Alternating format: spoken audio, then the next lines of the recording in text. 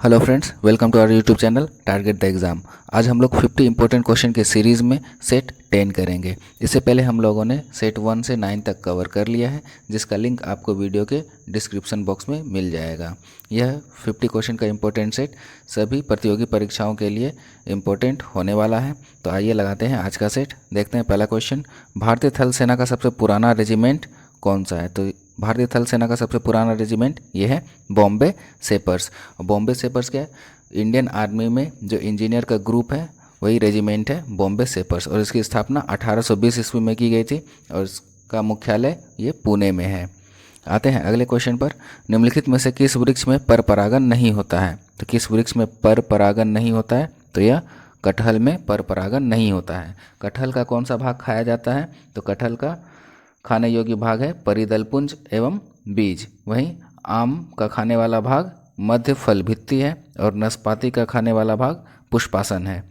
आते हैं अगले क्वेश्चन पर, निम्नलिखित प्रजातियों में से किस पशु के दूध में कम वसा पाई जाती है? तो सबसे कम वसा ये किस में पाई जाएगी? ये हॉल्स्टीन फ्रीजर, हॉल्स्टीन फ्रीजन, जो कि सबसे अधिक दूध देने वाली गाय की एक नस्ल है और इसका मूल स्थान ये हॉलैंड में है।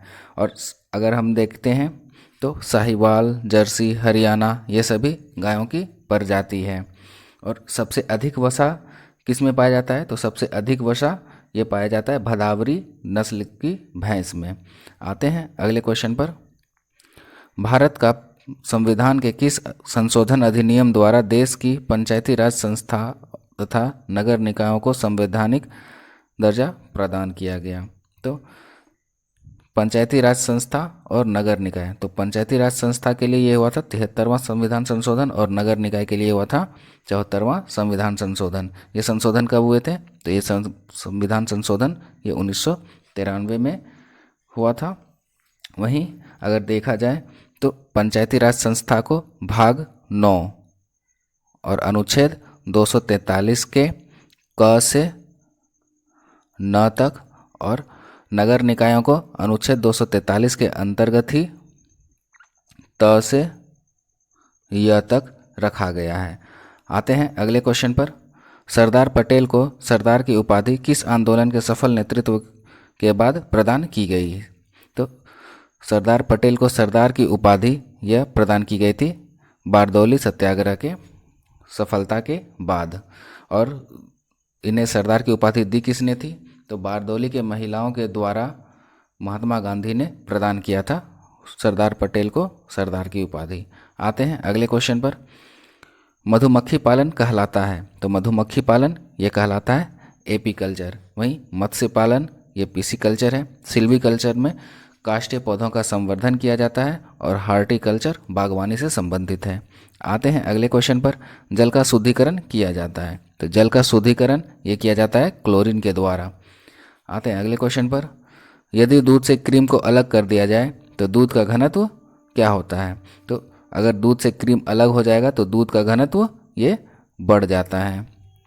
आते हैं अगले क्वेश्चन पर, आंसू में निम्नलिखित में से कौन सा एंजाइम पाया जाता है जिसके कारण जीवाणु मर जाते हैं? तो आंसू में पाए जाने वाला एंजाइम ये कौन सा है? ये है लाइसोजाइम। यूरोक्रोम से मूत्र का रंग पीला होता है। आते हैं अगले क्वेश्चन पर, दाद है एक, तो दाद क्या है? दाद एक कवक जनित रोग है। आते हैं अगले क्वेश्चन पर, निम्नलिखित में से कौन सरोद का प्रमुख कलाकार है? तो सरोद के प्रमुख कलाकार ये हैं उस्ताद अमजद अली खान। वहीं अगर देखते हैं पंडित रविशंकर, तो ये सितार वादक हैं। अल्लाह रखा खान ये तबला वादक हैं और शिव कुमार शर्मा ये संतूर वादक हैं। आते हैं अगले क्वेश्चन पर, निम्नलिखित में से किस राज्य की सीमा पाकिस्तान की सीमा को नहीं छूती है? तो पाकिस्तान से छूने वाले कौन कौन से भारतीय राज्य हैं? यह है पंजाब, गुजरात, राजस्थान और जम्मू कश्मीर। तो इसमें कौन सा नहीं है? तो हिमाचल प्रदेश नहीं है। तो पाकिस्तान से लगने वाले भारत के सबसे लंबी सीमा किसके साथ लगती है? तो ये राजस्थान की लगती है। और पाकिस्तान के साथ भारत की कितनी लंबी सीमा लगती है? तो 3,323 किलोमीटर। और भारत और पाकिस्तान के बीच में कौन सी रेखा है? तो भारत और पाकिस्तान के बीच में रेडक्लिफ रेखा है।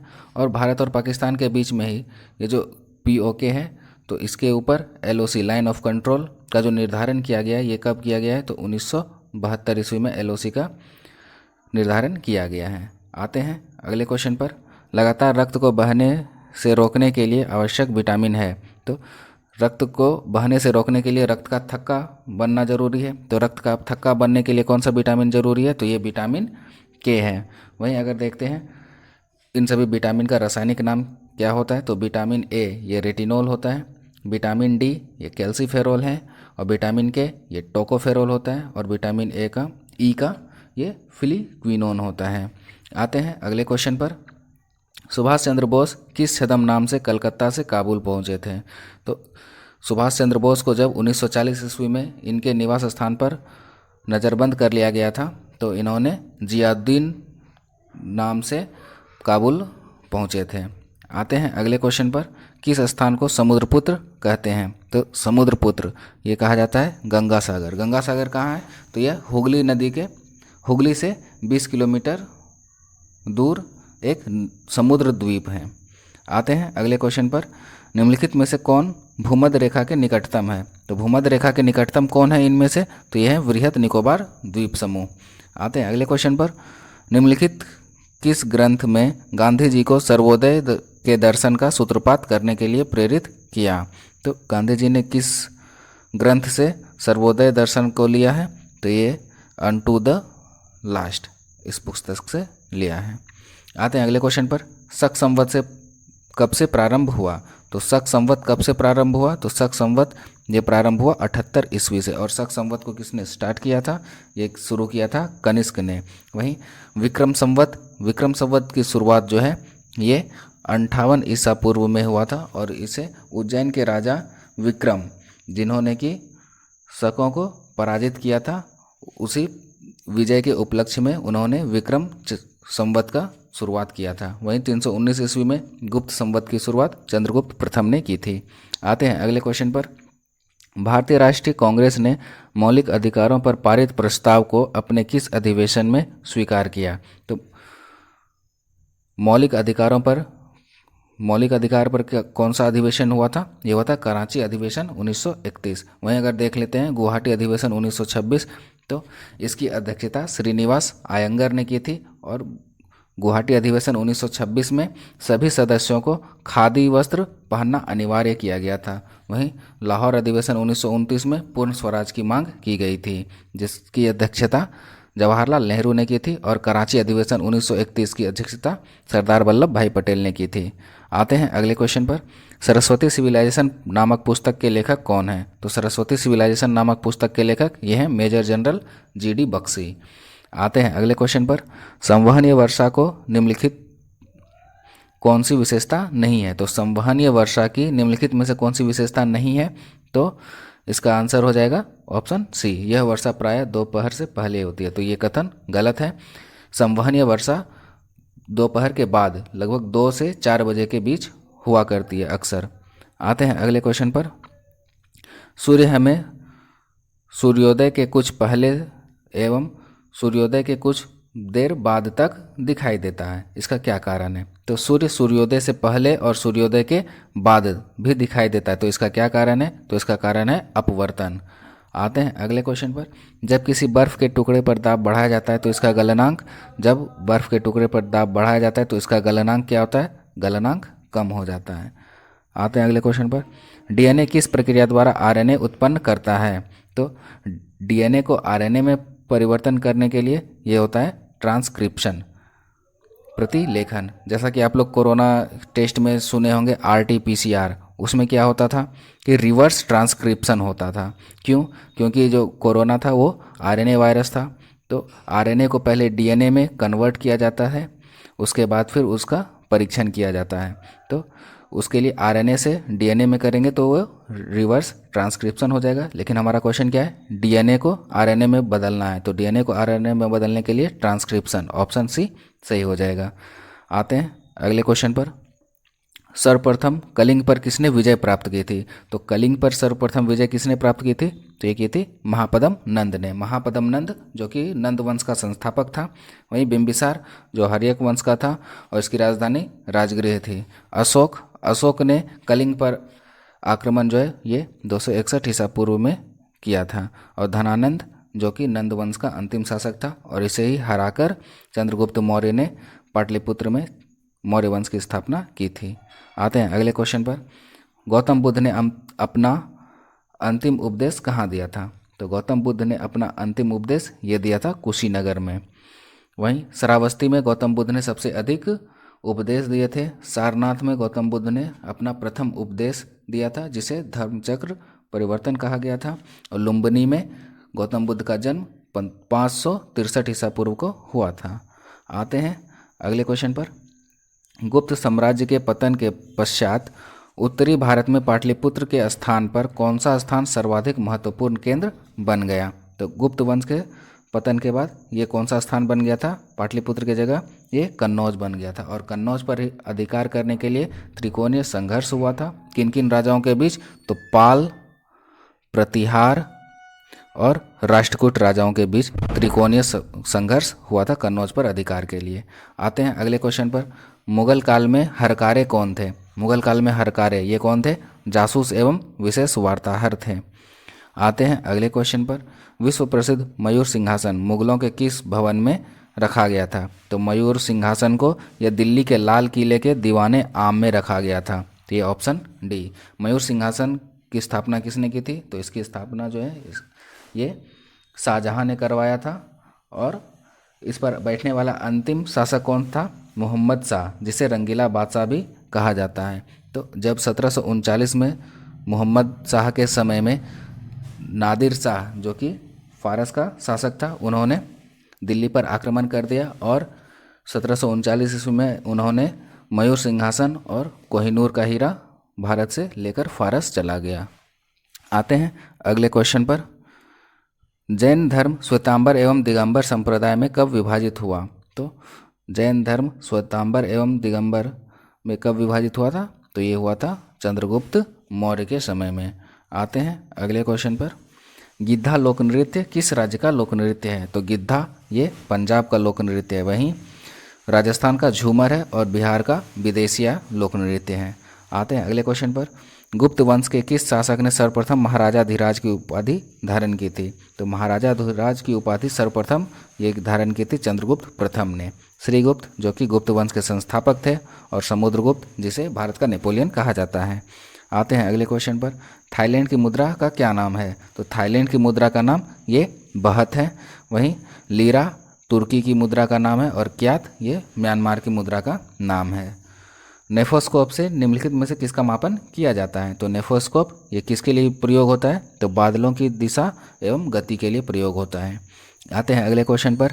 भारत के प्रधानमंत्री का निवास स्थान है। तो भारत के प्रधानमंत्री जहाँ रहते हैं वो कौन सा है? 7 रेस क्रॉस रोड। और 7 रेस क्रॉस रोड इसका नाम बदलकर 7 लोक कल्याण मार्ग रखा गया है। 7 लोक कल्याण मार्ग कर दिया गया है। आते हैं अगले क्वेश्चन पर। पोर्टलैंड सीमेंट के प्रमुख घटक में शामिल है। तो पोर्टलैंड सीमेंट में क्या क्या पाया जाता है? लाइम, सिलिका और एल्यूमिना। तो इसका ऑप्शन क्या आंसर क्या हो जाएगा? ऑप्शन डी, लाइम, सिलिका और एल्यूमिना। पोर्टलैंड सीमेंट की आविष्कार जो है ये किसने किया था? तो जोसेफ एस्पेडिन ने। कब? 1824 ईस्वी में। और इसका नाम जो पोर्टलैंड सीमेंट पड़ा ये कैसे पड़ा? क्योंकि इसका रंग जो है ये पोर्टलैंड के चूना पत्थर के रंग के समान होता है। आते हैं अगले क्वेश्चन पर। निम्नलिखित में से कौन विटामिन बी कॉम्प्लेक्स समूह से संबंधित नहीं है? तो कौन सा विटामिन जो है बी कॉम्प्लेक्स से संबंधित नहीं है? तो ये कौन सा है? तो ये ऑप्शन सी हो जाएगा, एस्कॉर्बिक अम्ल। एस्कॉर्बिक अम्ल ये कौन सा विटामिन होता है? विटामिन सी होता है। वहीं अगर देख लेते हैं राइबोफ्लेविन, तो राइबोफ्लेविन ये कौन सा विटामिन है? तो ये है विटामिन B2। वहीं थायमिन B1 है और फॉलिक अम्ल ये विटामिन B11 है। आते हैं अगले क्वेश्चन पर। मिट्टी के तेल के लैंप की बत्ती में तेल चढ़ने का कारण है। तो मिट्टी के तेल की लैंप में बत्ती में तेल चढ़ने का क्या कारण है? ये कारण होता है केशिकत्व। वहीं श्यानता क्या करता है? तो द्रवों में आपेक्षिक गति का विरोध करता है श्यानता। और गुरुत्व यह वह आकर्षण बल होता है जिससे पृथ्वी किसी वस्तु को अपने केंद्र की ओर खींचती है। और तापांतर के कारण ही उष्मा का फ्लो होता है, उष्मा का बहाव होता है तापांतर के कारण। आते हैं अगले क्वेश्चन पर। निम्नलिखित में से सबसे कम तरंगदैर्घ्य विकिरण है। तो सबसे कम तरंगदैर्घ्य विकिरण ये किसका होता है? तो ये होता है एक्स किरणों का। और इसका जो तरंगदैर्घ्य का जो प्रसार है ये है 10⁻⁻10 मीटर से 10⁻⁸ मीटर। आते हैं अगले क्वेश्चन पर। अल्बर्ट आइंस्टीन को किस क्षेत्र में नोबेल पुरस्कार दिया गया था? तो अल्बर्ट आइंस्टीन को तो फिजिक्स के क्षेत्र में नोबेल पुरस्कार दिया गया था। तो इसका कौन सा था? तो ये था आविष्कार प्रकाश विद्युत प्रभाव। इसके लिए इन्हें 1921